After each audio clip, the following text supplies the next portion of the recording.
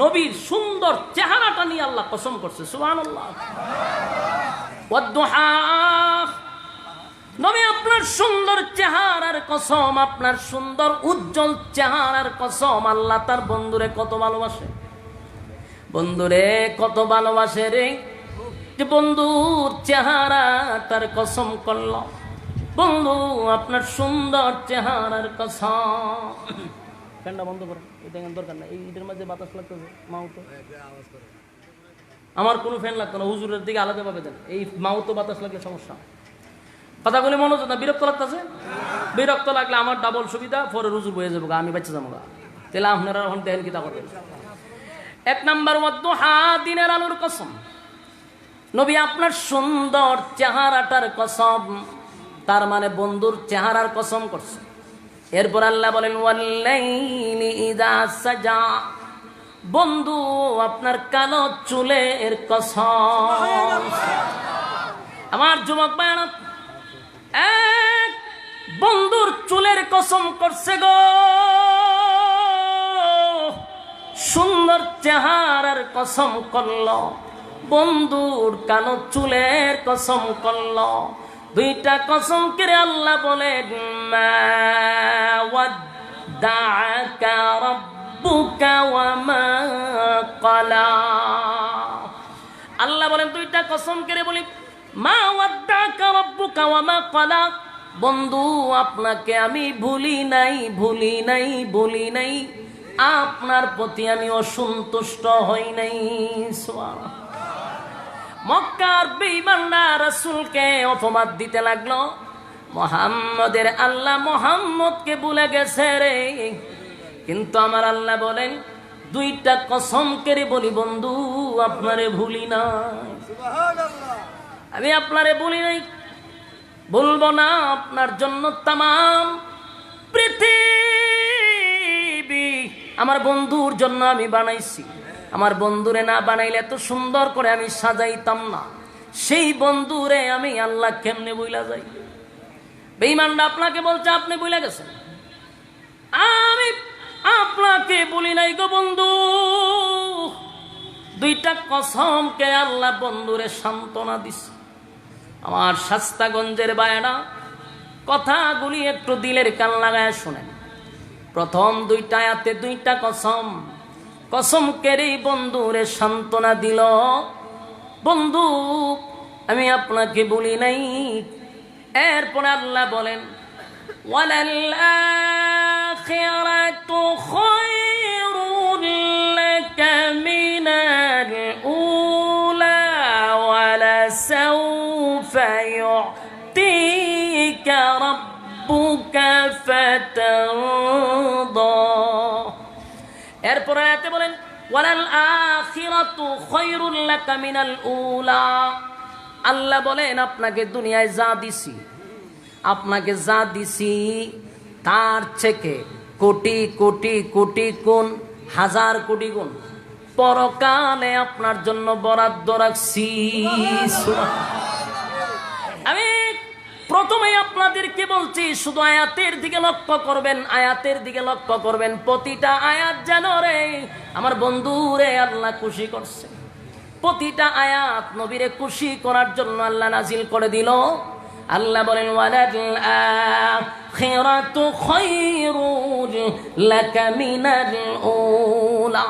বন্ধু আপনাকে আমি দুনিয়ায় যা দিছি গো, কোটি কোটি কোটি গুণ বেশি পরকালে আপনার জন্য আমি বরাদ্দ রাখছি। এখান থেকে আরেকটা শিক্ষা হলো আমাদের জন্য,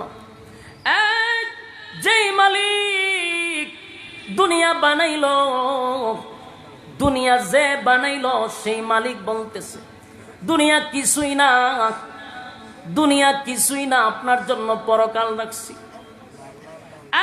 দুনিয়া কিছুই নয় গো।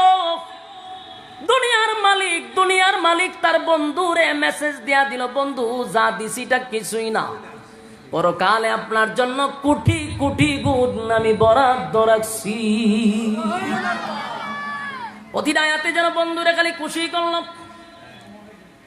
এরপরে পরের আয়াতে আল্লাহ বলেন ওয়ালা সাওফা ইউতিকা রাব্বুকা ফাতারদা।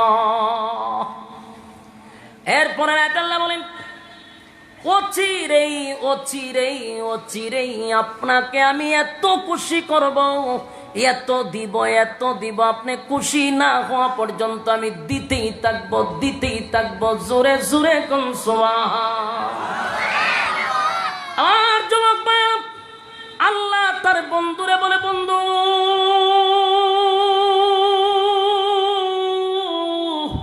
এত দেওয়া দিব, এত নিয়ামত দিব, আপনি খুশি না হওয়া পর্যন্ত আমি আল্লাহ থামবো না, আপনাকে দিতেই থাকবো। তার মানে প্রতিটা আয়াতের দিকে লক্ষ্য করে খালি বন্ধুরে খুশি করে, প্রতিটা আয়াত যেন বন্ধুরে খুশি করলো। ওয়ালা সাউফা ইউতিকা রাব্বুকা ফাতারদা, আপনাকে শীঘ্রই খুশি করব, শীঘ্রই খুশি করবো। এই কথা কেন বললো? এখান থেকে একটা জিনিস স্পষ্ট বোঝা যায়, আল্লাহ তার বন্ধুরে সিগনাল দিছে, সিগনাল অচিরে খুশি করব।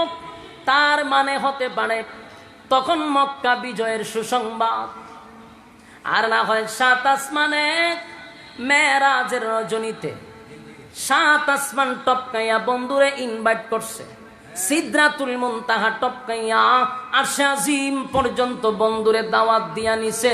চিৎকার দিয়া কোন সুবহান। এক আদম থেকে নিয়া ঈসা রূহুল্লাহ পর্যন্ত যত নবী দুনিয়ার জমিনে পাঠাইছে, আদম নবী, মূসা নবী, যে সমস্ত নবীর আল্লাহর কাছে মহাব্বত, কালিমুল্লাহ মূসা আল্লাহর সঙ্গে কথা বলতো রে, এত সম্পর্ক হওয়ার পরেও আমার আল্লাহ দাওয়াত দিয়া 7 আসমানে নেয় না।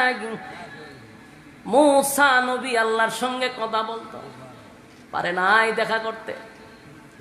ইব্রাহিম খলিলুল্লাহ আল্লাহর বন্ধু উপাধি পাইল, দুনিয়ায় থাকতে 7 আসমানে দাওয়াত দিয়া নেয় না, আরশে আজিমে দাওয়াত দিয়া নেয় নাই।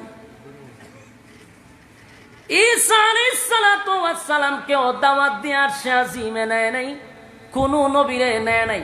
শুধুমাত্র কেবলমাত্র আপনি আমার নবীরে আমার আল্লাহ এত ইজ্জত দিল, বাইতুল মুকাদ্দাসে নবীরে নিয়া ইমাম বানাইল, ইমামুল মুরসালিন। সুবহানাল্লাহ, ইমামুল মুরসালিন উপাধি লেগে গেল।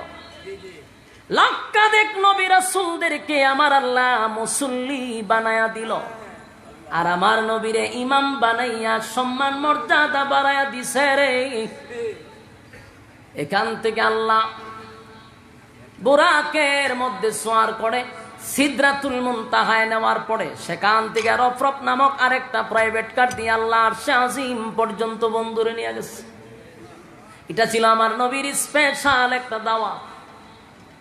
জান্নাত দেখাইলো, জাহান্নাম দেখাইলো, এমন কি আল্লাহর সঙ্গে বন্ধুর কথা হইল। আমার নবী একমাত্র আমার আল্লাহর সঙ্গে কথা বলছে সরাসরি। সুবহানাল্লাহ।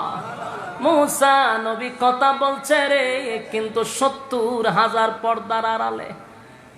কথা কি বুঝতেছে? আল্লাহ বলেন, মূসা তুমি যে আমার সঙ্গে কথা বলো, কি বুঝছো? কতটুক দূরত্বে তুমি আর আমি? মূসা কয় কয়েক হাত দূরইব। আল্লাহ কয়, মূসা তোমার সামনে আমার 70টা পর্দা আছে, এক একটা পর্দা পাড়ি দিতে 500 বছরের রাস্তা। তুমি আমার সাথে এত দূরত্বে কথা বলো। আর আল্লাহ বলেন, আমার বন্ধুরে আমি দুনিয়ায় পাঠাইলাম, বন্ধুরে মন মতো বানাইলাম, সৌন্দর্য দিলাম। সব নবীরে যা দিছি, আমার নবীরে আল্লাহ একা বেশি দিছে। কথা হয় না? ওই মিয়া সুবহানাল্লাহ কইন, খালি তো কইন আমরা নবীর ওয়াজ করি না। আমার ইউটিউবে শুধু নবীর শানের ওয়াজের বড় হয় নবীর দুশমন। কারণ একটা দোষ আমি বাইর করছি যে কেরে আমার আশেক কয় না, কারণ নাচতে পারি না, গান গাইতে পারি না, নিশিরাতে বাঁশি বাজাও ইতা হইতে পারি না। এটি হলে আর কাছে কয়, এটা হইলো প্রকৃতপক্ষে আশেকের রাসূল। হ্যাঁ, নিশিরাতে কার বাজি বাসে ইতা বুঝে আশেকের রাসূলের গান। করতোটা কি, সারাটা মাহফিলে বসলে পরে একটা কোরআনের আয়াত দিয়া তো ওয়াজ নাই, বক্তারা দিছে সূরা ইখলাস দিয়া ওয়াজ করত। বক্তারা কি দিছে? সূরা ইখলাস দিয়া ওয়াজ করত। হুজুর আপনি সূরা ইখলাসের তাফসীর করুন। এখন বক্তায় পোস্টার দেখছে সূরা ইখলাসের নাম, তখন কইলো দেখো আমার বিষয় দিছে সূরা ইখলাস। আচ্ছা আমি তাফসীর করার লেগে দিছে আমার। তখন উনি কইল উল, নবী আপনি বলুন। নবীকে, নবী হইল হাসাইন হুসাইনের বাবা। হাসাইন হুসাইনকে ফাতেমার সন্তান, ফাতেমাকে নবীর সন্তান। হুসাইন কি হইল? কারবালা শহীদ দিল। কারবালা কি কই? কারবালার পুরা ঘটনা ঘটনা হইয়া সময়ের অভাবে তাফসীর করতে পারছি না। এই হলো তাদের ওয়াজ। এরা হয় আশিকে রাসূল। আর কোরআন দিয়া আমাদের উলামায়ে কেরাম এইভাবে একেবারে বুঝাইয়া দেওয়া হয়, এরপরে আমরা হয় আমরা নবীর দুশমন। আফসোস আফসোস, কত কষ্ট লাগে কথাগুলি শুনলে। নবীর জন্য জীবন আমরা দেই। আপনি নবীর বিরুদ্ধে বাংলাদেশে কেউ কুড়ুক্তি করলে আহলে হক উলামায়ে কেরাম সর্বপ্রথম রক্ত দেয়।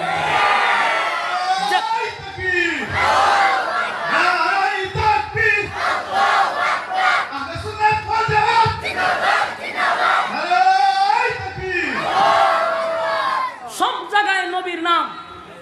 আমাদের সারা বাংলাদেশের উজ্জ্বল নক্ষত্র আহলে সুন্নাত ওয়াল জামাতের ভাষ্যকার মুনাজির আজম আল্লামা নুরুল ইসলাম অলিপুরি সাহেব জীবন ভর শুধু এদেরকে বুঝানিটাই বুঝাচ্ছে।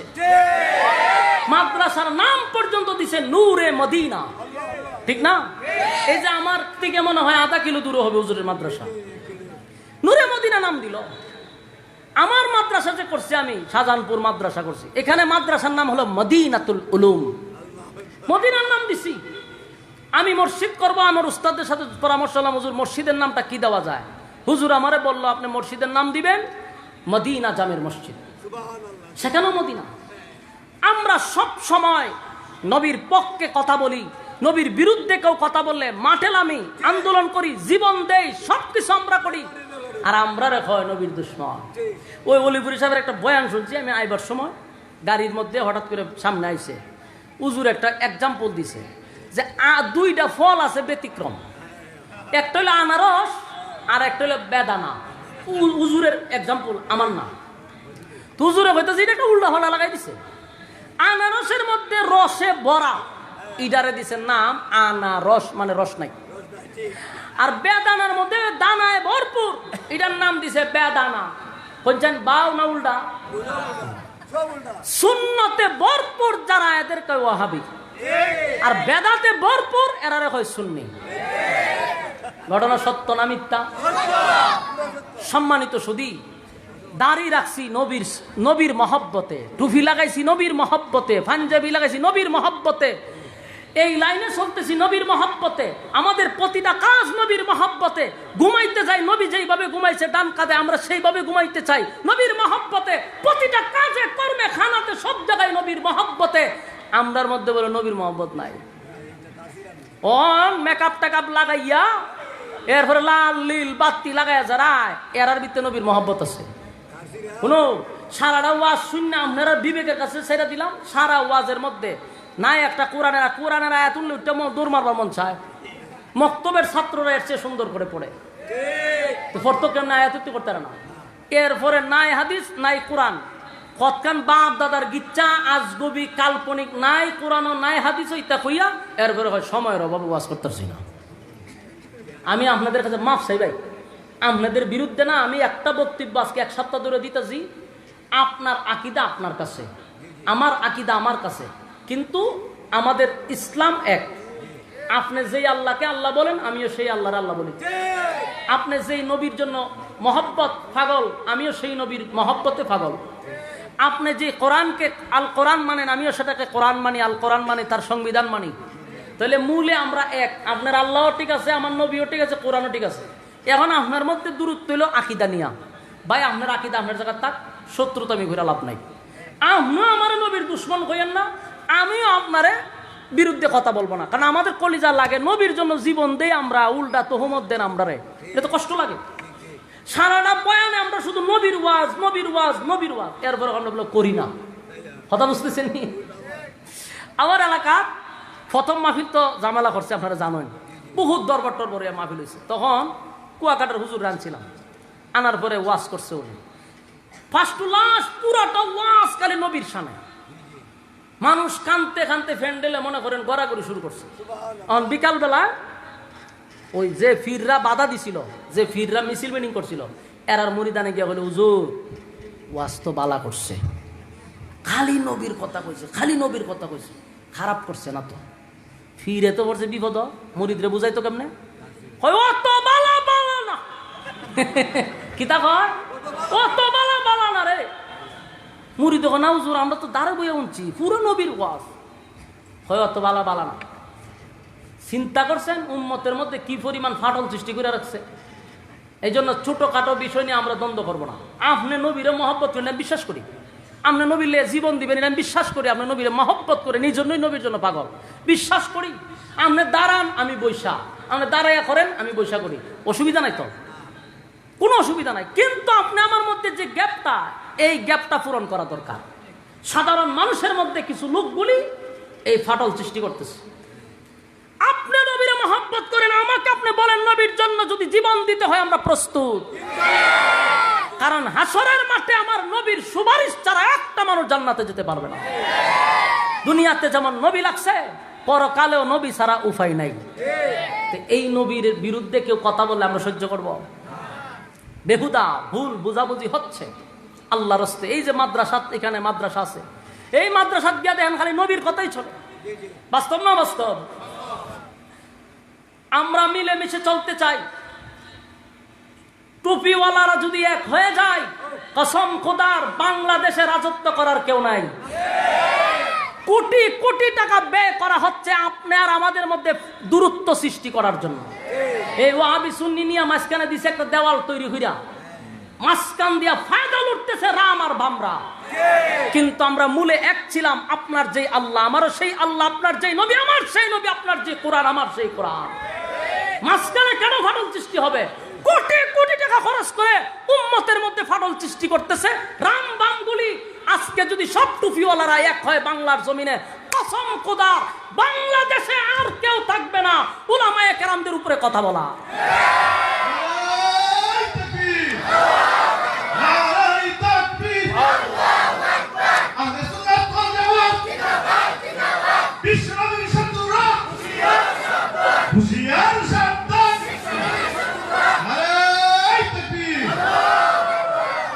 সম্মানিত সুধী, এই জন্য ছোটখাটো বিষয় নিয়ে আমরা দ্বন্দ্ব না করি। কথা বুঝতেছেন? আমরা নিজেকে আহলে সুন্নাত ওয়াল জামাত দাবি করি। আমার যে সমস্ত ভাইয়েরা সুন্নি দাবি করে, এরা নবীরে মহব্বত কইরেই দাবি করে। এরা যে নবীরে মহব্বত করে না, এটা আপনি অস্বীকার করতে পারবেন না। 100% এদের মহব্বত আছে। এই মহব্বতটার সাথে শুধু অনুসরণটা লাগাই দিলি চলতো, কথা হয় না। এই জন্য বলুন, নবীর মহব্বত কি আছে না নাই? সবার ভিতরে আছে। যার ভিতরে নবীর মহব্বত নাই, হে কোনোদিন ইমানদার হতে পারে না। তখন ঠিক আল্লাহ বলেন যে আমি আপনাকে খুশি করব যতক্ষণ না পর্যন্ত আপনি খুশি না হন। তো এটা করে ব্যাখ্যা হইল, একটা হইল ওই মক্কা বিজয়, আর একটা হইল মেরাজকে কেন্দ্র করে আরেকটা ঘটনা শুনেন, এটাকে কেন্দ্র করে। ওই যে কইল খুশি না হওয়া পর্যন্ত আপনাকে দিতেই থাকবো, এটার আরেকটা কারণ হলো হাসরের মাঠে আল্লাহ বলবেন আপনি জান্নাতে যান, রাসূল বলবেন যে আমি জান্নাতে ততক্ষণ যাব না যতক্ষণ আমার উম্মত জান্নাতে না যাবে। আমার যুবক ভাইরা, উম্মতের প্রতি নবীর কত মায়া, কত মায়া। আল্লাহ কয় আপনারে খুশি করব, নবী কয় আপনি আমারে খুশি করতে পারবেন না যতক্ষণ আমার উম্মত জাহান্নামে থাকবে। সুবহানাল্লাহ।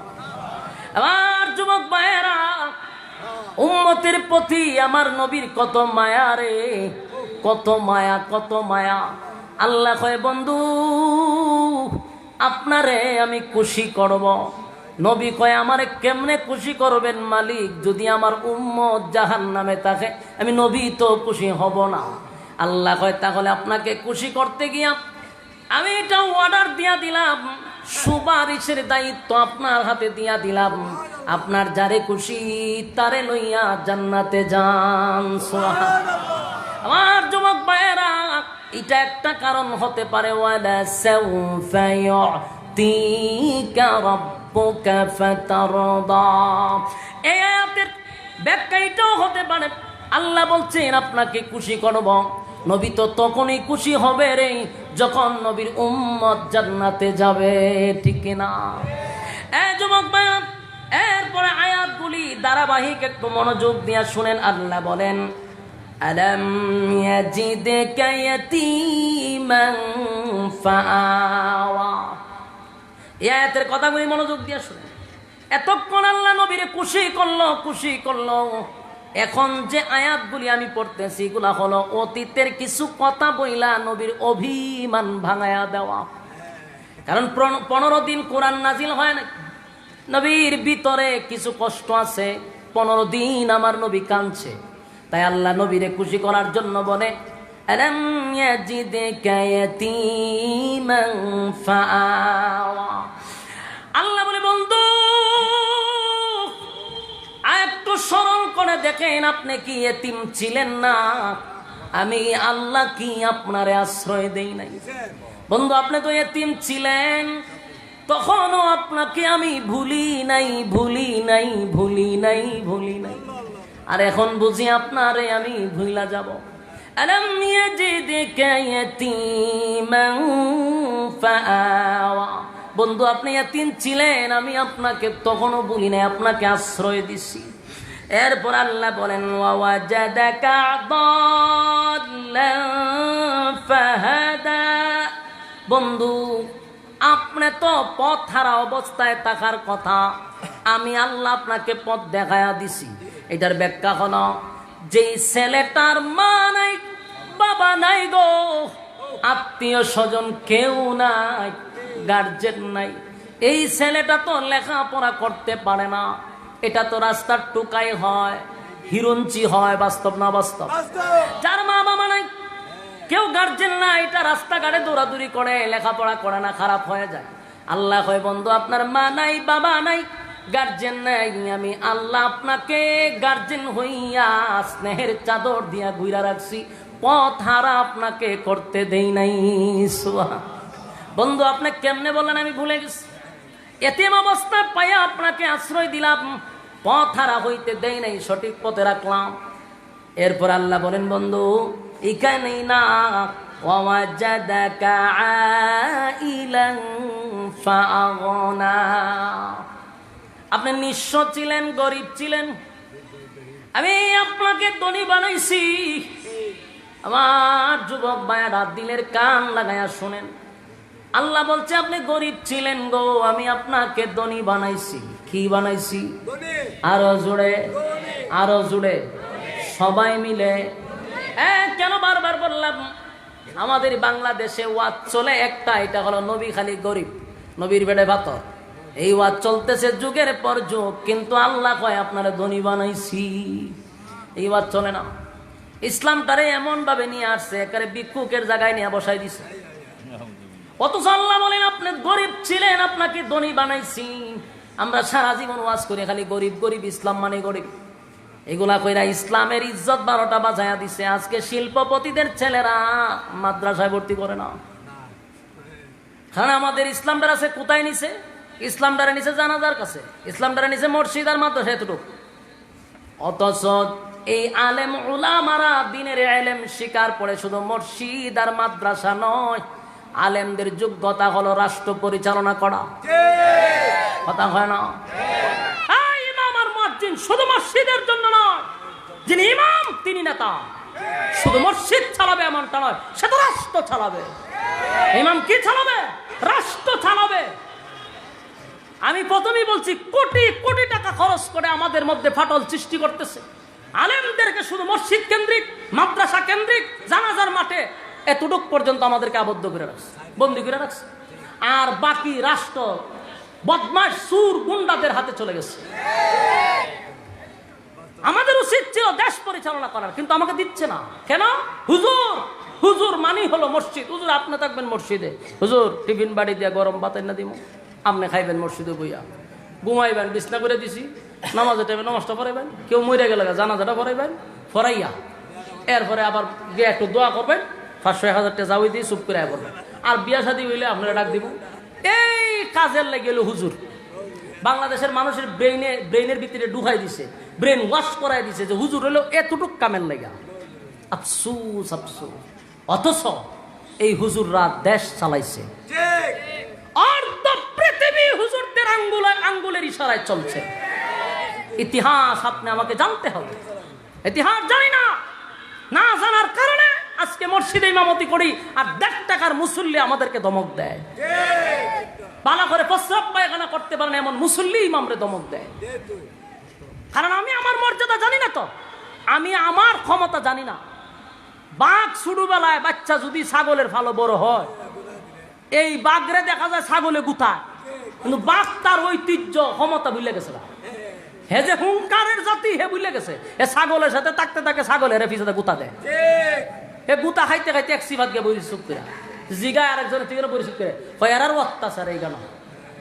আরেক বাঘের 2টা সর দিছে গালের মধ্যে। সুরা তুই আইসব করতে গা, আমি দিগানে বড়ইছি যে তোর হুঙ্কারে সব পালাইবার কথা, আর এরার অত্যাচারে তুই দেওয়াল ফেট লাগাই রাখছস। তুই তো তোর ঐতিহ্য ভুলে গেছস। তা আমরা হুজুররা হযরত উমরের ইতিহাস ভুলে গেছি, ওসমানের ইতিহাস ভুলে গেছি, মুহাম্মদুর রাসূলুল্লাহর জিন্দেগি ভুলে গেছি। আমার রাসূল দেশের প্রেসিডেন্ট ছিল, নবী দেশের রাষ্ট্রনায়ক ছিল। আজকে অনেক আশেকে রাসূলরা এটা জানেই না। নবী যে দেশ চালাইছে এরা জানেই না। এরা আছে শুধু খালি বিরিয়ানি আর জিলাপি লইয়া। কোন হান্দায় 1 কেজি কম পড়লো কিনা। আরে ভাই, তোদের পক্ষেই কথা বলতেছি। কেন আমি আর তুমি মিলাদের মধ্যে থাকবো? তুমি আর আমি রাষ্ট্র চালাবো। হাতে হাত মিলাও, কাঁধে কাঁধ মিলাও, তুমি আর আমি রাষ্ট্র চালাবো। আমাদেরকে জিলাপি আর বিরিয়ানি দিয়া বসায় রাখছে, আমরা এই কাজের জন্য নয়, আমাদের ঐতিহ্য আমরা ভুলে গেছি। এই জন্য কাঁধে কাঁধ মিলাও, হাতে হাত মিলাও, আমরা আগামী দেশ চালাবো। তবে ঐক্য হতে হবে, ঐক্য ছাড়া বিকল্প কোনো রাস্তা নয়। সম্মানিত শুধু এবার আসুন, রাসূল সাল্লাল্লাহু আলাইহি সাল্লামকে আল্লাহ বলতেছে আপনি গরিব ছিলেন, আপনাকে ধনী বানাইছি। তার মানে ইসলাম শুধু গরিবের মধ্যে নয়, ধনীর মধ্যেও আছে। হযরত উসমান রাদিয়াল্লাহু তাআলা আনহুর যেই পরিমাণ সম্পদ ছিল, তখনকার যুগের শিল্পপতি ছিল, এই ধনী হওয়ার পরেও কি ইসলাম পালন করে নাই? তাহলে আমরা খালি ইসলামটাকে গরিব বানাই কেন? সুলাইমান আলাইহিস সালাতু ওয়াস সালামের জীবনী পড়বেন, কোরআনের একটা আয়াত আছে, লম্বা তাফসীর আছে, অনেক উলামায়ে কেরাম এটা নিয়ে আলোচনা করছে। শুনবেন, আমাদের আলোচনা আছে, শুনে নিবেন। সুলাইমান নবীর আল্লাহ গোটা পৃথিবীর বাদশা বানাইছে, পৃথিবীর গোটা পৃথিবীর, একটা দেশ নয়। এই সুলাইমান নবী পৃথিবী চালাইয়াও আল্লাহর গোলামি করছে। আর আমরা রে কই নিয়ে বসাইছে চিন্তা করছে, এটি হইলে তো আমি বালা না। অথচ আমি আমার সমস্ত উম্মতি মুহাম্মদীর দরদে কথাগুলি বলছি, এরপরে সমালোচনা করবো। হয়তো আমরা কিতা কথা, তুই কিতা করবে যদি কষ্ট তুলি, তুই ইমামতি আর ওই মুয়াজ্জিন গিয়ে মাঝের ব্যাগ টান গিয়া সভাপতি দেখবে তোর বাজার ঘুরে বুঝুর ব্যাগটা লই আমার বউদ্দারে দিয়া তুই তুই করবি। কারণ তুই তো ওই যে বাঘ ছাগলের লাগে তুই বড় হইছস, তোর তো বড় হওয়ার কথা না ছাগলের সাথে। বাঘের মেলা থাকার কথা ছিল, আইসো ছাগলের মেলা। তোমার মন সংকীর্ণ, এই জন্য তোমার ভিতরে উদারতা নাই। তোমার মনকে আরো বড় করো, যে আলেমরা আগামী রাষ্ট্র পরিচালনা করবে। তুমি এই মাইন্ডে আসো, আল্লাহ বুঝার মানার তৌফিক দান করে দাও। আল্লাহ রাব্বুল আলামিন বলেন, ওয়াজাদাকা আইলান ফাআগনা। বন্ধু, আপনি গরিব ছিলেন, আমি আপনাকে ধনী বানাইছি। আম্মা জান খাদিজা তখনকার যুগের একজন শিল্পপতি মহিলা ছিল, ধনাঢ্য মহিলা ছিল। আরবদের মধ্যে যারা ব্যবসা করত সবার মধ্যে খাদিজা অন্যতম একজন মহিলা ছিল, যার অটাল সম্পত্তি ছিল, কোটি কোটি টাকার সম্পদ। আল্লাহর নবীকে যখন বিবাহ করলেন, আম্মা জান খাদিজা বলেন, আমার পয়গম্বর, আজকে থেকে আমার যত সম্পত্তি আছে, আমার যত ধন সম্পদ আছে, সব আপনার কদমে ঢেলে দিলাম। আপনি ইসলামের জন্য যেভাবে পারেন, যেমনে পারেন খরচ করেন, আমার কোনো অধিকার নাই, আমার কোনো মন্তব্য নাই। আমার যুবক ভাইরা, এখান থেকে আপনি আমার শিকার আছে। তার মানে আমার নবী এক সময় দেশের প্রেসিডেন্ট ছিল কি ছিল না? নবী যে দেশ চালাইছে, এই ওয়াজ কেন করেন না? আর কত জিকির মানুষের শিখাইবেন? জিকির তো মানুষে করতে পারে, ইল্লাল্লাহর জিকির পারে, আল্লাহর জিকির পারে, তসবিহ পড়তে পারে, এগুলা ঘরে বসে ইবাদত করার জিনিস। জিকির মাহফিলে না, লোক দেখানো ইবাদতের দরকার নেই তো। জিকির করবেন ঘরে বসে, আপনি তাহাজ্জুদের সময় জিকির করেন, আল্লাহরে শুনান। মাহফিল আইয়া কুকুর কাকুর কইয়া আপনি লাফায়া সুপাই একটার উপর একটা পড়ে যান গা, এটা বন্ডামি ছাড়া আর কিছুই না। জিকির করবেন একা, কিন্তু আল্লাহর সামনে বসে আপনি জিকির করেন, একা থাকেন, পকেটের ভিতরে আপনি তসবিহ রাখেন, মানুষকে দেখায় না, পকেটের ভিত্তি তসবিহ পড়েন, বাহির করে সুবহানাল্লাহ সুবহানাল্লাহ, এটি কিতা? এটা তো লোক দেখানো ইবাদত, এটা বন্ডামি। তসবিহ পড়তে গেলে পকেটে রাখেন তসবিহ, আপনি এমন ভাবে পড়তেছেন মানুষে বুঝবো আপনার পকেটে হাত দিয়ে রাখছেন, এটা হলো আপনার সত্যিকারের আল্লাহ বলা। মানে তসবিহ একটা নিয়ে আইব, সুবহানাল্লাহ সুবহানাল্লাহ সুবহানাল্লাহ, মানুষের দেখায় আমি তসবিহ পড়ি, হেতেরে বন্ডরে, এটা বোঝার বাকি আছে নি, বন্ডামি বাদ দিতেই বল। এই মাহফিল আইসা জিকির কইরা করে আধা ঘন্টা সময় কাটানোটা অনর্থক, ফালতু, এছাড়া কিছুই না। এরপরে কয় আমরা তো নবীর শান গাই, তোর শান গাওয়ার জায়গা এটা না, তোর ওয়াজ করবার লেগে আনছে, তুই ওয়াজ করবি, তুই কোরআন হাদিস দিয়ে ওয়াজ কর, মানুষকে বুঝাই দিলে তোরা আনছে, তুই কেন শান গাছ করে? প্রত্যেকে এই গজল শিখা, গজল গাওয়া, এটাকে আপনারা লেগে ফরজ না ওয়াজিব না সুন্নত, তা কোনো নিত্য না। মন চাইছে একজনে বইয়ে বইয়ে গাইলো আবেগে, আমরাও গাই, কিন্তু মাহফিলে এইগুলো হয়ে সময় কাটাইতাম কেন? আর জিকির দিয়া আধা ঘন্টা নাচে বলে কেন? এই কথাগুলি বলে দীক্ষা আমার আমি নবীর দুশ্মন, অথচ আপনার পক্ষে কথা বলতেছি। নবীর মহব্বত সবার ভিতরে আছে, মাহফিলও জাহির করার দরকার নাই, আধা ঘন্টা জিকির দিয়া, জিকির আল্লাহর জন্য করবেন, একা করেন ঘরের ভিতরে।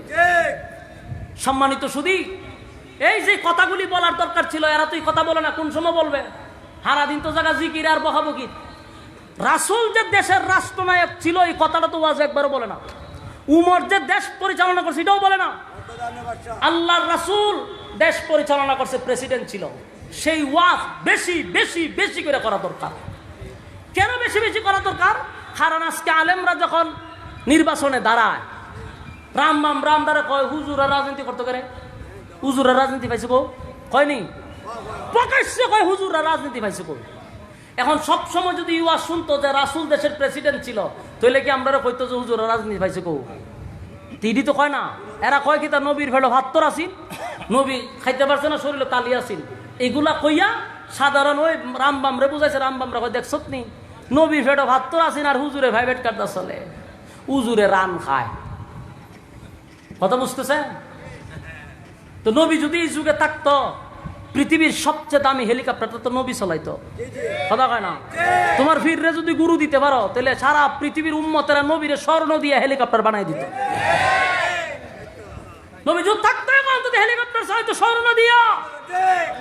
আল্লাহ কয় আপনার দুই জাহানের বাদশা বানাইছি, নবী যদি চাইতো পাহাড় স্বর্ণ হয়ে যেত। হ্যাঁ, নবী দেশ চালাইছে, দেশের রাষ্ট্রনায়ক ছিল। হযরত ওমর দেশের রাষ্ট্রনায়ক ছিল, আবু বকর দেশের রাষ্ট্রনায়ক ছিল, উসমান দেশ চালাইছে, আলী দেশ চালাইছে। এখন আমরা হুজুরের রাজনীতি পাইছে গো, এটা দোষ তো আমরা মাঝের কাছে কইছি না। প্রতিদিন বলতে হবে নবী দেশের রাষ্ট্রনায়ক ছিল, কথা না? আমরা রুজুজিকে রাজনীতি পাইছেন কো? আমরা কোনো স্বয়ং আল্লাহর রাসূল থেকে রাজনীতি শিখছি। জোরে কই না? রাজনীতি পাইছেন কো? স্বয়ং আল্লাহর রাসূল থেকে রাজনীতি শিখছি, কথা কয় না দি?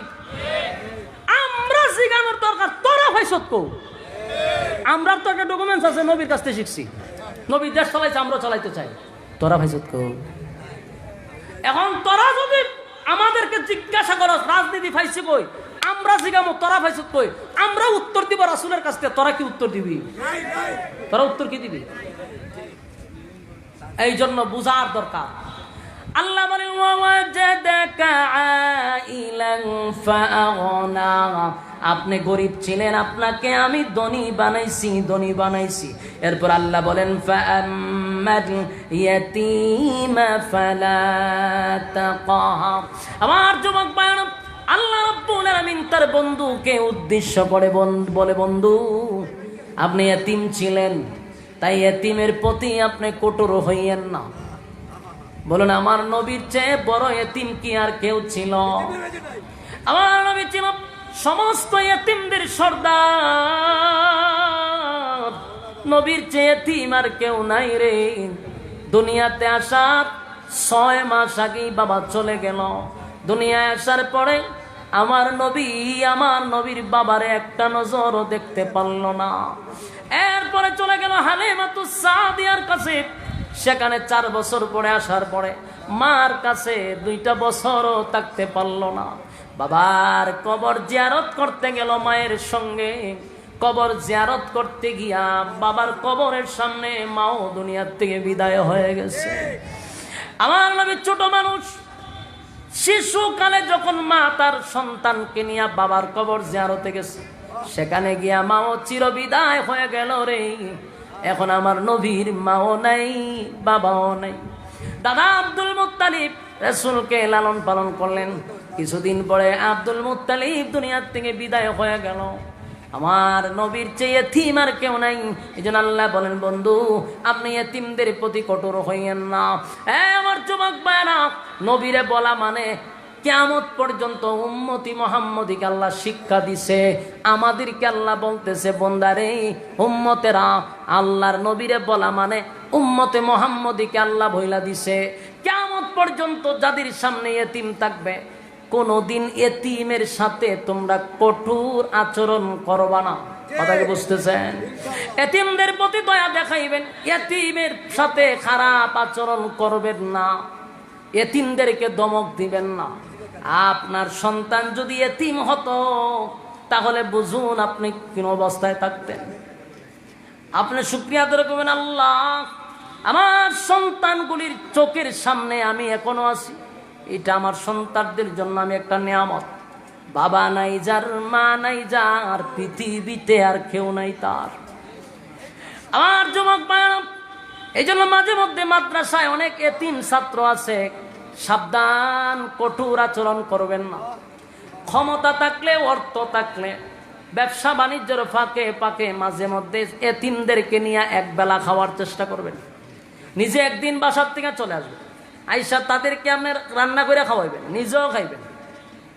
আল্লাহর নবী বলেন, যারা এতিমদেরকে ভালোবাসবে, এতিমদের পাশে থাকবে, আর কিয়ামতের কঠিন ময়দানে এই উম্মত আর আমার মাঝখানে এতটুক দূরত্ব থাকবে।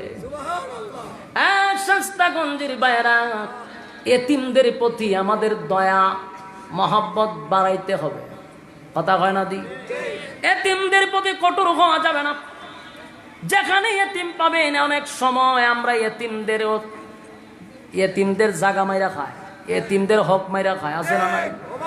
আপন চাচা বাতিজার হক মাইরা খায়া বই রইছে। এতিমের হক নষ্ট করা যাবে না। কিয়ামতের ময়দানে আল্লাহ বলেন, যারা এতিমের হক নষ্ট করছে তারা জান্নাতের গ্রাম পাবে না। এই জন্য আমরা যারা এখানে আছি, আমরা যারা আছি এখানে, বলুন আমরা এতিমদের সাথে কি খারাপ আচরণ করব? কারা কারা ভালো আচরণ করবেন হাত তুইলা দেখায়া দেই। লিল্লাহে